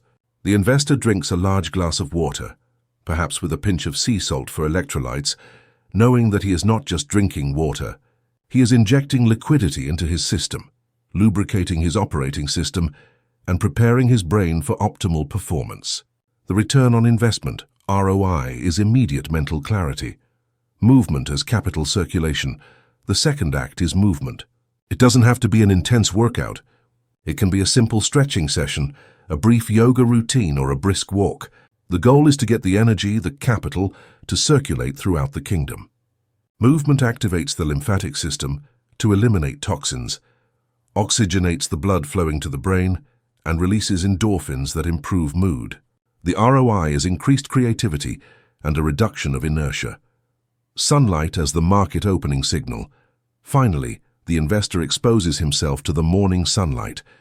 This is the act that synchronizes his circadian rhythm, the master clock of his biology. It is the signal that tells his body, the market has opened.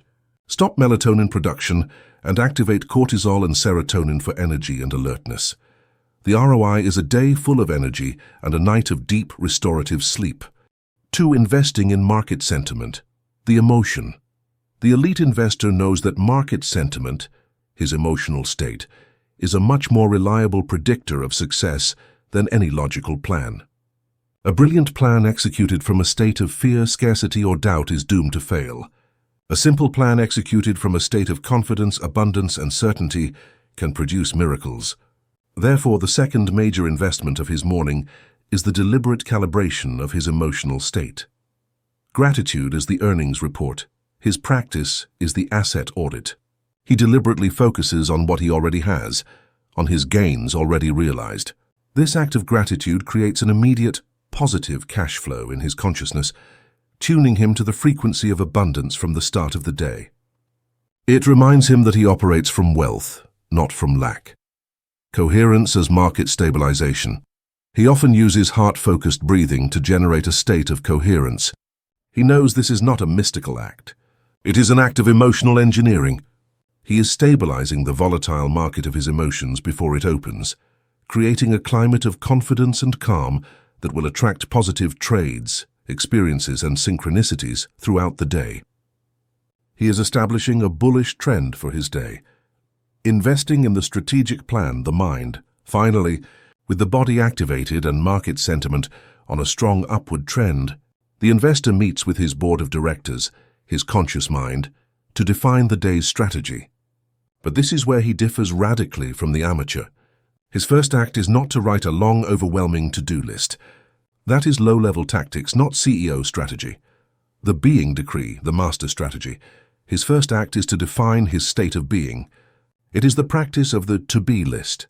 He asks himself, who do I choose to be today as I execute my tasks?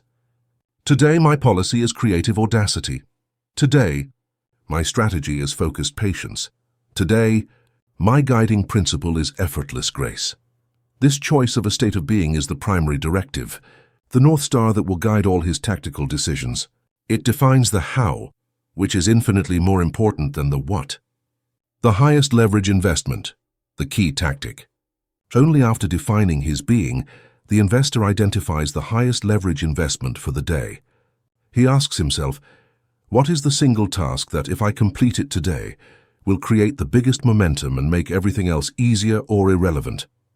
He identifies that one blue-chip task, Perhaps it is writing those 1,000 words, making that difficult call, or dedicating an hour to strategic planning instead of urgent tasks.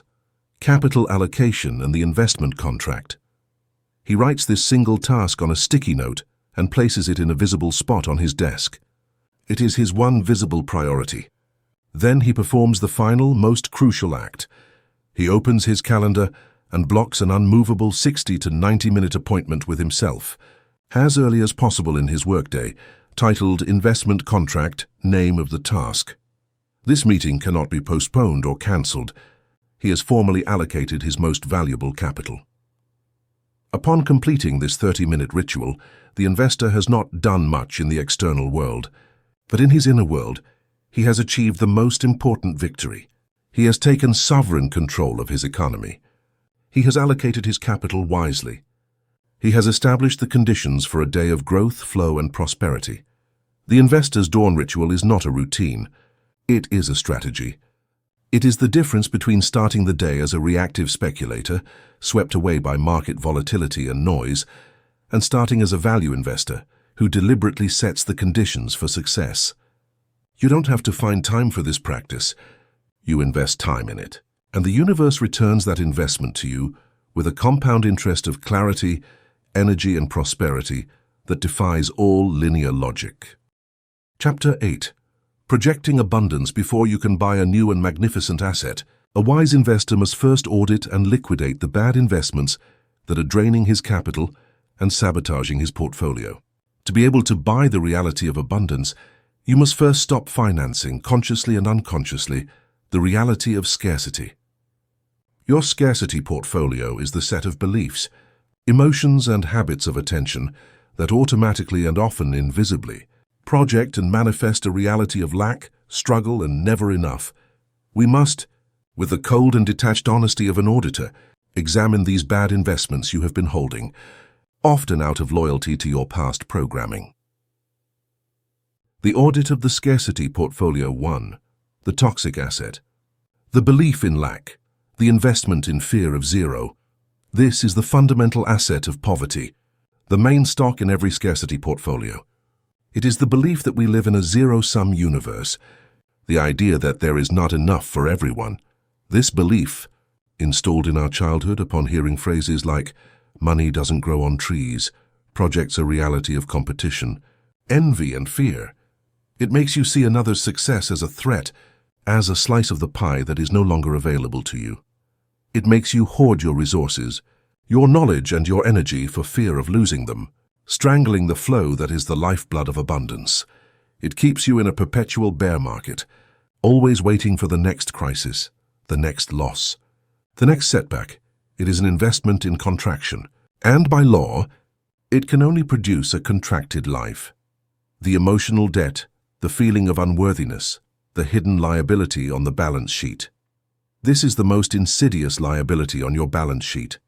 As we have seen, you can have the clearest intention of wealth, but if the feeling of unworthiness vibrates within you, your subconscious, like a disloyal partner, will sabotage every one of your efforts to ensure that your external reality matches your internal truth. This feeling is an energetic debt that silently drains all your profits. It manifests as guilt upon receiving a gift or a compliment, as if you didn't deserve it. The upper limit syndrome. When things start to go too well, you unconsciously create a problem or a drama to return to a level of success that feels comfortable and safe. The belief that people like me don't get rich, or that to be rich you have to be a bad person. This emotional debt is an anchor that keeps you tied to the bottom of the ocean of mediocrity, no matter how hard you try to swim to the surface.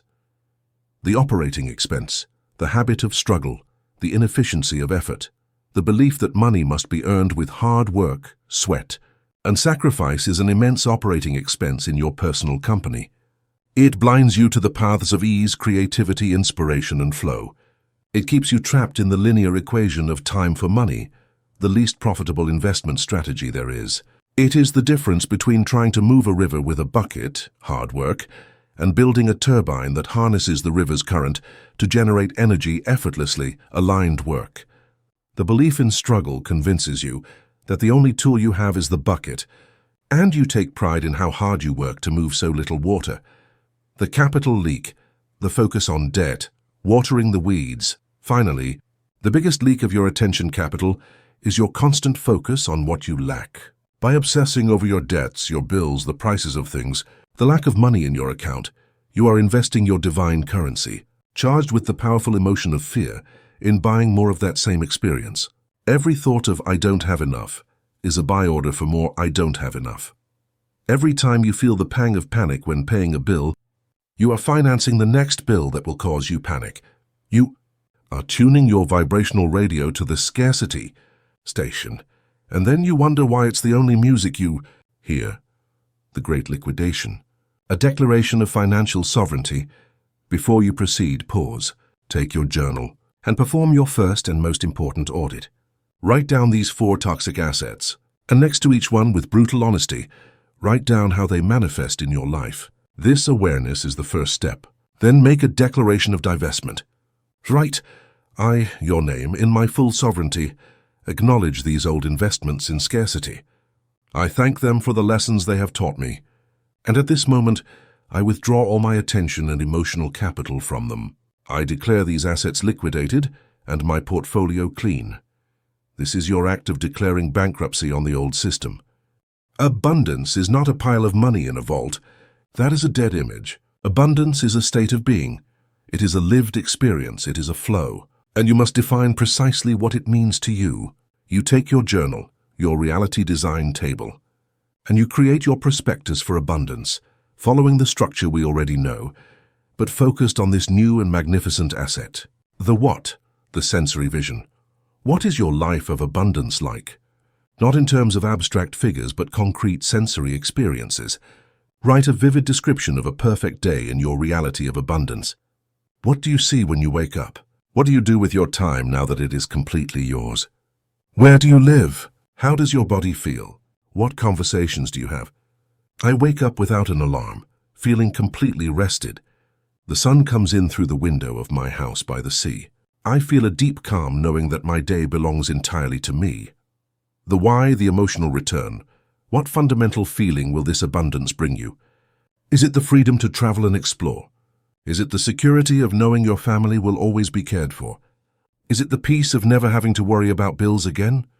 Is it the ability to contribute to causes you care about? This why is the true return on your investment, the fuel for your intention. The who, the embodied identity. Who is the person who lives this life? How does he think, feel, and act? Is he confident, generous, creative, serene, relaxed about money? Describe your abundant self. The version of me who lives this life trusts the universe completely. He sees money as an energy of service and good. He is generous, knowing his source is infinite. He makes investment decisions from inspiration, not from fear. This prospectus is your official buy order for the universe. The first practice, placing the buy order, the darkroom ritual. With your prospectus complete, the investor places his buy order in the subconscious market, the only market that matters. His practice is that of the nightly investment ritual. The completed transaction scene. First, from your vision, you choose your completed transaction scene. It is a short scene, 5 to 10 seconds, in the first person, that irrefutably implies that abundance is already your reality. It is not the moment of receiving the money. It is the moment after. Perhaps it is the scene of you logging into your online banking, looking at a figure that means freedom, and feeling a wave of deep, calm relief. Not euphoria, but calm, the calm of what is normal for you now. Or perhaps it is the act of buying a significant gift for a loved one, a car, a vacation, a down payment on a house, not with anxiety, but with an expansive, carefree joy. The nightly investment meeting. Every night, in the dark room of the drowsy state just before sleep, when the veil between the conscious and subconscious mind is thinnest, you hold your investment meeting. You enter your scene. You live it on a loop over and over. You feel the keyboard under your fingers. You see the numbers on the screen. You hear the voice of your loved one expressing their joy, and you finance it with the most potent currency, the emotion of gratitude, the feeling of relief, the sensation that it is done. With each repetition, You are transferring more of your attention capital to this new asset. You are literally buying your new reality on the subconscious stock market. The second practice, living from your new net worth, embodying the asset.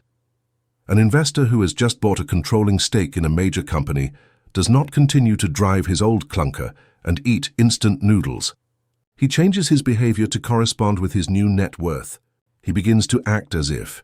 His practice, once he has placed the order in his inner world, is to embody wealth in his outer world, not with arrogance, but with the calm certainty of someone who already is. Circulate the currency, the open channel practice. You practice circulation.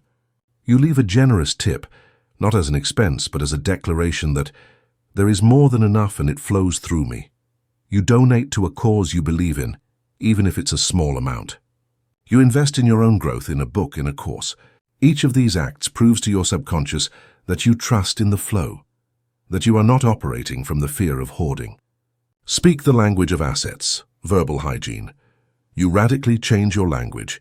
You stop talking about debts or problems and how expensive everything is. You start talking about assets, opportunities, and investments.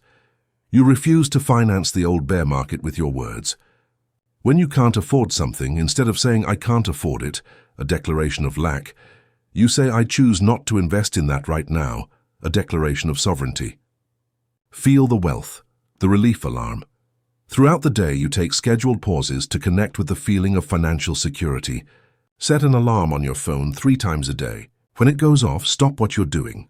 Close your eyes for 30 seconds and generate in your body the feeling of total relief, the sensation that all your needs are more than covered. You're not waiting for the money to feel secure. You feel secure so that the money can arrive. You are maintaining the vibration of your investment all day long. The buy order has been placed. The investment has been financed.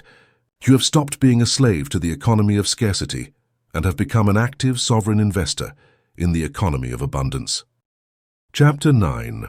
Projecting healing modern culture in its materialistic paradigm has taught us to see the body as a biochemical machine, a piece of hardware that is complex and vulnerable to wear and tear, to germ attacks, and to genetic chance.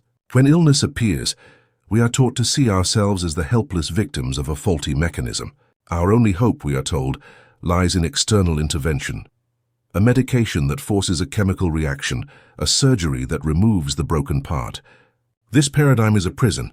It strips you of your power, turns you into a passive passenger in your own biology, and places you in an adversarial relationship with your body. And the knowledge of the attention economy is the key that frees you from this cell.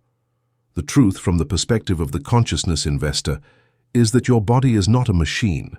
It is a living hologram. It is a projection of energy and information, a direct, perfect, and instantaneous reflection of the attention investments you have been making, consciously or unconsciously, throughout your life. Your physical body is not the cause. It is the effect. It is the visible echo of your invisible state of consciousness. It is the screen on which the film that is playing in the projector of your mind and heart is projected. Illness, from this perspective, is not a simple malfunction, a random attack or bad luck. It is a bad investment. It is the logical and predictable consequence of having chronically spent your divine currency of attention on the toxic assets of fear, stress, resentment, and limiting beliefs about your own biology. And if illness is the result of a bad investment of consciousness, then healing, by universal law, must be the result of a new, sovereign, and wise investment. It is not about fighting the illness. It is about withdrawing funding from the reality of illness and making a massive investment in the reality of perfect health. The audit of the illness portfolio before you can buy a new and magnificent asset like healing.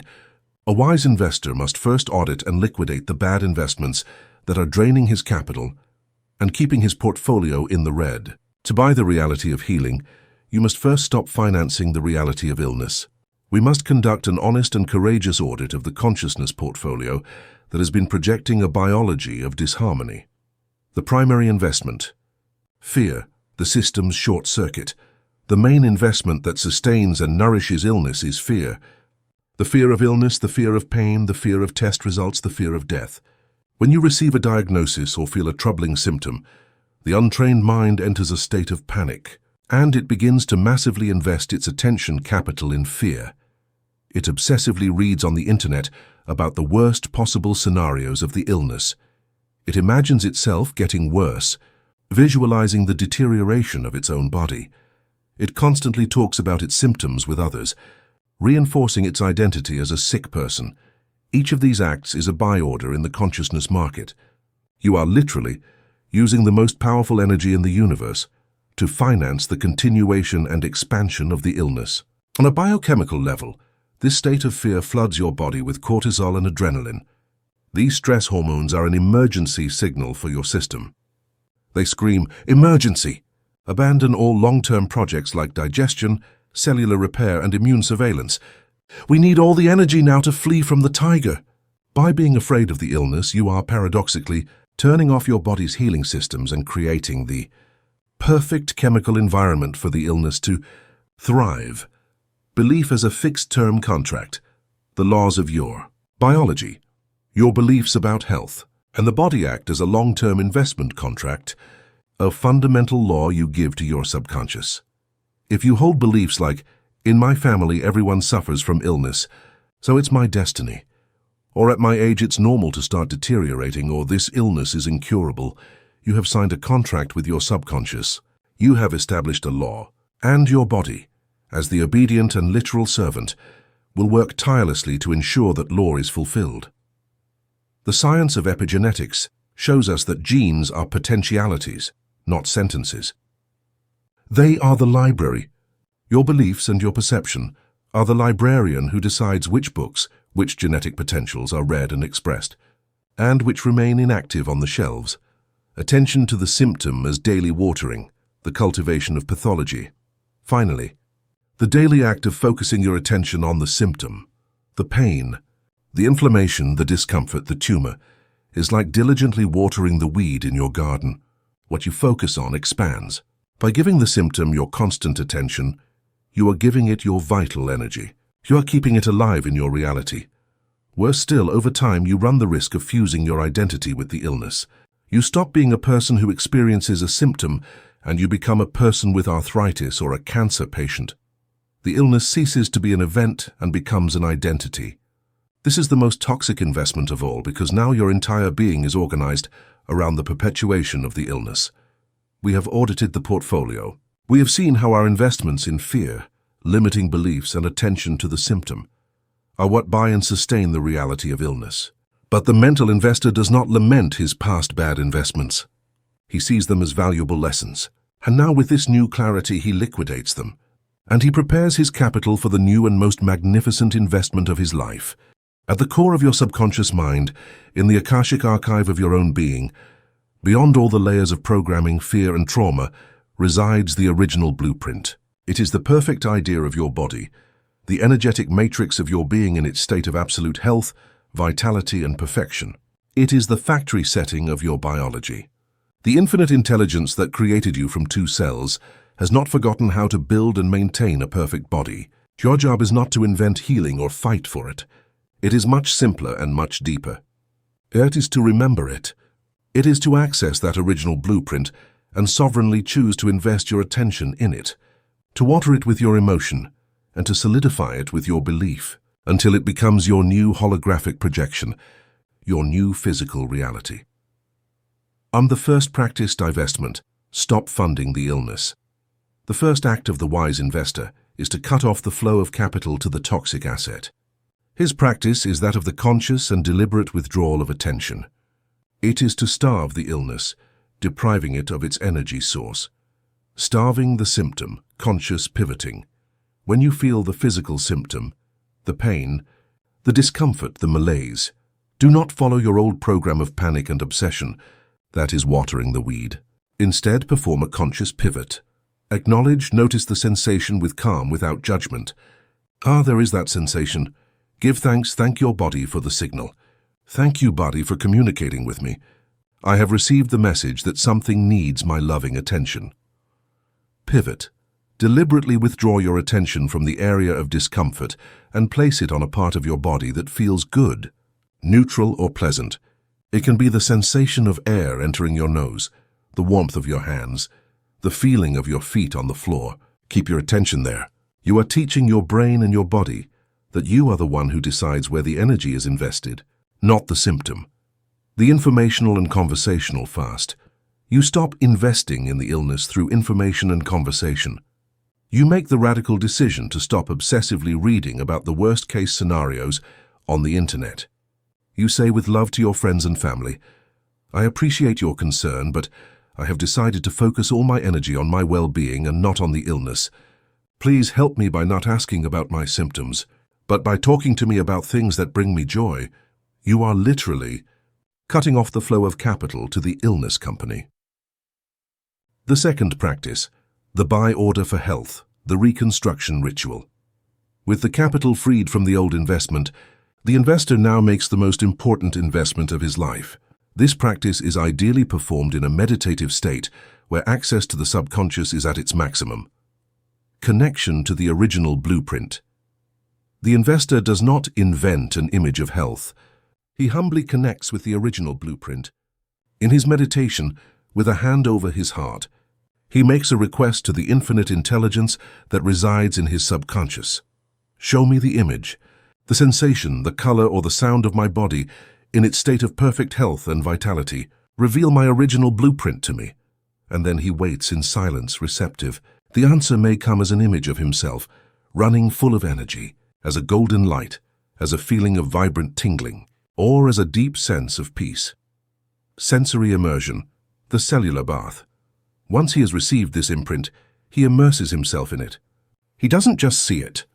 He feels it, he embodies it. He begins to perform a body scan, but instead of looking for problems, he bathes each part of his body with this healing energy.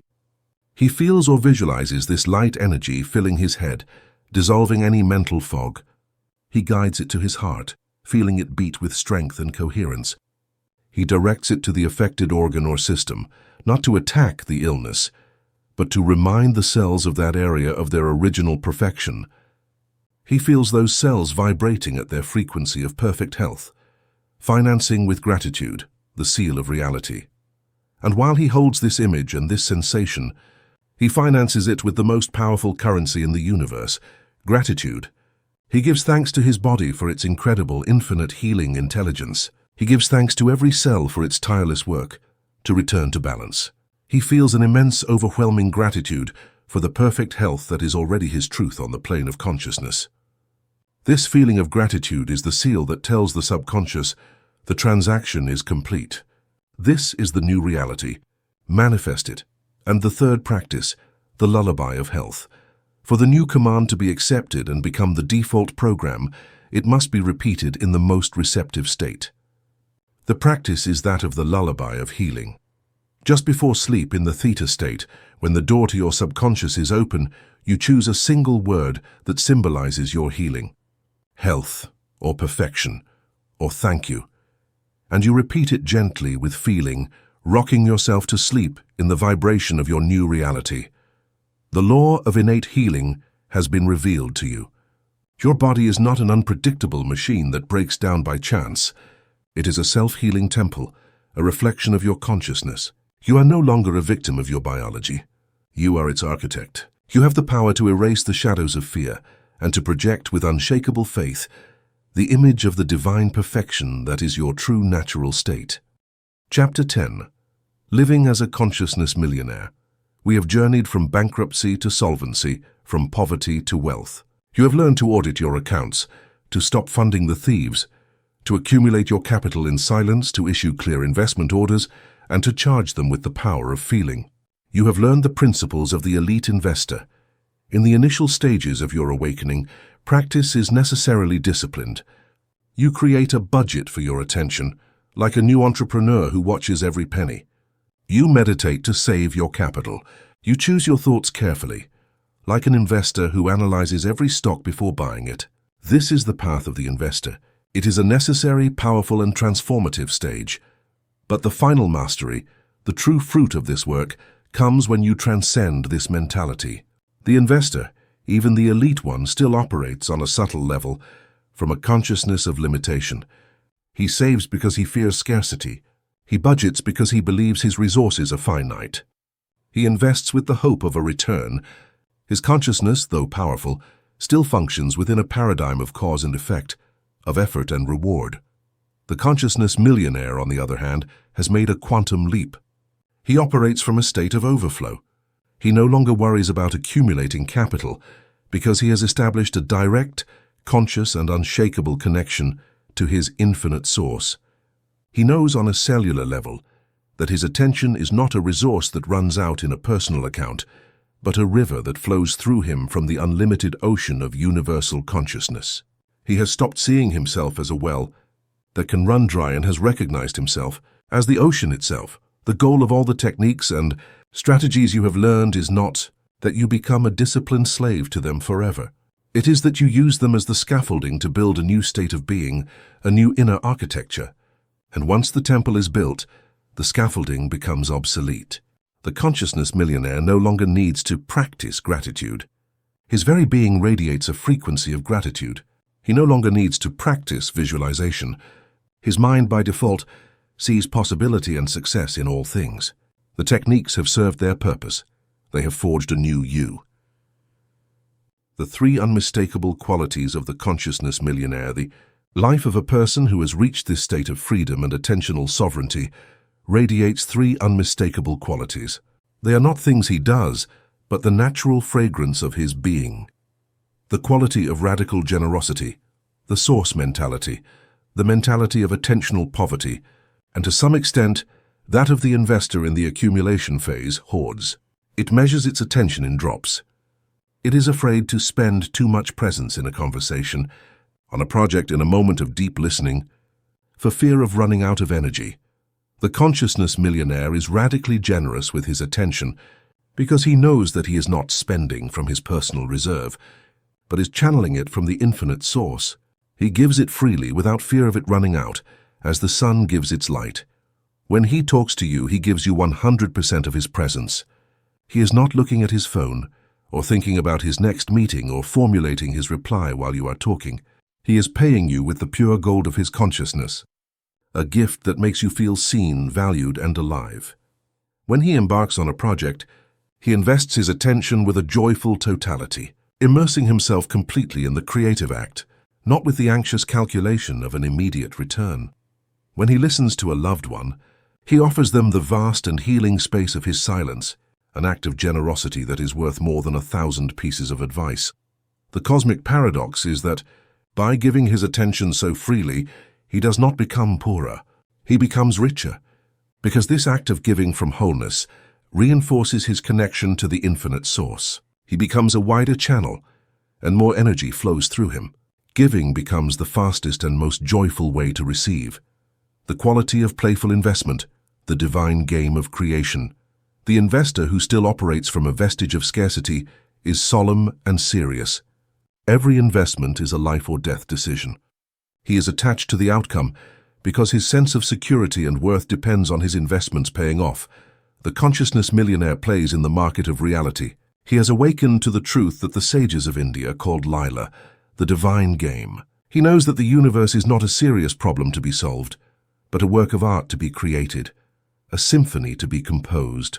He chooses his intentions and invests his attention, not because he needs the outcome to feel whole or happy, he already is, but for the pure joy of the creative act, for the thrill of watching ideas turn into things.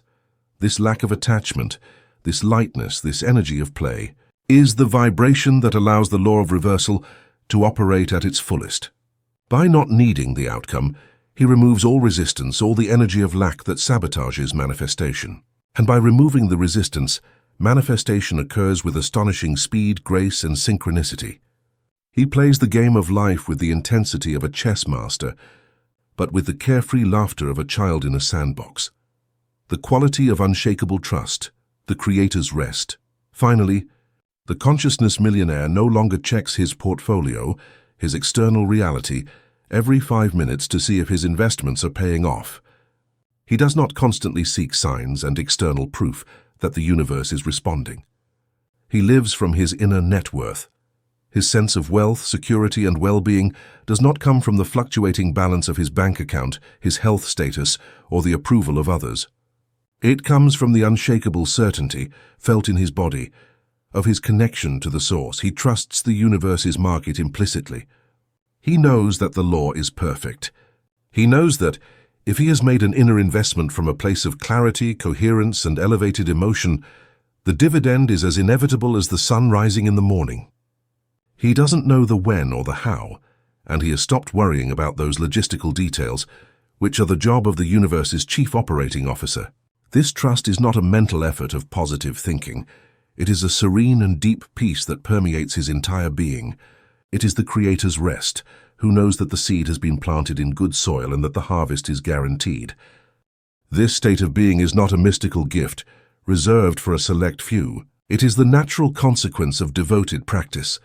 It is the finished building, after having used the scaffolding of the techniques. Now the practices of the consciousness millionaire are not things he does to get to a state, but descriptions of the state in which he lives. The first practice, the dissolution of technique, from scaffolding to building. The reality tycoon no longer clings to techniques, not because he despises them, but because he has internalized them so deeply that they have dissolved into his way of being. He no longer needs to practice meditation to accumulate attention. His natural state is one of presence and focus. The need to be distracted, to fill every silent moment with noise, has simply vanished. He has lost the taste for the junk food of distraction, in the same way that an elite athlete loses his taste for processed foods. Silence is no longer a practice. It is his home. He no longer needs to repeat power affirmations to convince himself of his worth. His inner dialogue, through habit of conscious reprogramming, has become a natural flow of thoughts of possibility, self-respect, and curiosity. His very existence is the affirmation. He no longer needs to force a feeling of gratitude by writing lists. His heart, having been trained in coherence, naturally resides in a state of appreciation for the simple and overwhelming miracle of existence. Conscious effort dissolves into a state of grace. It is like learning a new language. At first, you consciously translate every word, the technique. But after years of immersion, you stop translating. You simply think and feel in the new language, the state of being. The second practice, the embodiment of principles, living wealth. The life of the consciousness millionaire is the living embodiment of the principles of this manual. They are not ideas he remembers. They are the physical laws of his personal universe. He lives beyond bankruptcy. He lives in a state of perpetual attentional solvency. His mind is clear, his decisions are sharp, his energy is abundant. Mental fog, procrastination, and anxiety have become strange and infrequent visitors, not the permanent residents they once were. He lives as a conscious investor. His entire life is an investment. Every conversation he participates in, every book he reads, every food he eats, every task he embarks on, is a conscious investment of his divine currency. He has become allergic to spending his attention on anything that does not bring him a return of joy, growth, or contribution. He has become a masterful curator of his own experience. He lives with an open hand, divine circulation. The consciousness millionaire embodies the truth that he is not a container, but a channel. He knows that his wealth of attention, love, and creativity increases the more he allows it to flow through him. He gives his full presence to his loved ones. He gives his wisdom to those who seek it. He gives his love without fear, knowing that his connection to the infinite source ensures a constant, inexhaustible flow. His life becomes an act of service, not out of moral obligation, but out of the joy of being a channel for the universe's abundance. The legacy of the consciousness. Millionaire, you have completed the manual. You have journeyed from the cell of bankruptcy to total financial freedom in the only market that matters, that of your own mind. You are no longer an investor who counts his coins with anxiety. You are a consciousness millionaire, a reality tycoon living in the joyful overflow of an infinite source. But this is not the end. It is the true beginning. All the work you have done has been to get to the starting line. Now the real life, the life of the conscious creator, can begin. Your life ceases to be a search and becomes an offering. And the final, most beautiful legacy of a consciousness millionaire is that an authentic life is a silent sermon. By freeing yourself, you become a beacon of possibility for others. Your peace challenges their drama. Your freedom questions their chains. Your authenticity becomes a tacit permission for them to take off their own masks. This is the endless celebration. The celebration of a life that is no longer borrowed, but fully owned. A life that is not endured, but loved. A life that is not an apology, but a declaration. Go now and live. Our journey began with the discovery of a forgotten currency, with the revelation that we have been chasing the shadows of money while giving away the substance of our attention. We started as inhabitants of a state of attentional poverty, plundered by the mind thieves, and throughout this manual, we have undertaken a silent financial revolution within. In the second part, we entered the central bank of our mind. We learned to accumulate capital through the power of silence. We forged a clear and precise investment order with the power of intention. We discovered the investment multiplier, the compound interest of emotion. And we built the foundations of certainty, the unshakable base of belief. Finally, in the third part, we became active investors. We created a daily budget to allocate our currency with wisdom. And we learned to buy the most valuable assets in the universe, the reality of abundance and the reality of healing. Culminating in the state of the consciousness millionaire, you have completed the manual. You have gone from bankruptcy to solvency, and from solvency to boundless inner wealth. But the final revelation of this journey is that you are no longer just an investor. You have become the magnate, the owner of the market. The investor, even the elite one, still reacts to the market. The magnate creates the market. You no longer ask yourself, where should I invest my attention? Your own state of being, your own radiant presence, has become the most valuable investment. And the entire universe, upon recognizing the value of your light, reorganizes itself to become a shareholder in your vision. Your journey of learning has ended. Your life as a magnate of reality begins now. Your practice is no longer about accumulating, but about circulating. It is no longer about receiving, but about radiating. Your question every morning is no longer, how do I get more? But what value do I choose to create and share with the world today? Because you know that your true wealth is not measured by what you accumulate, but by the amount of your divine energy, your attention, your love, your creativity that you put into circulation through joyful service. If this manual for the mental investor has awakened the magnate within you and returned control over your most precious currency, we invite you to continue this exploration. Subscribe to our channel, Path of Knowledge, for more strategies of mastery. Like this video as a declaration of your new inner wealth. Share this knowledge with someone who is ready to reclaim their own fortune.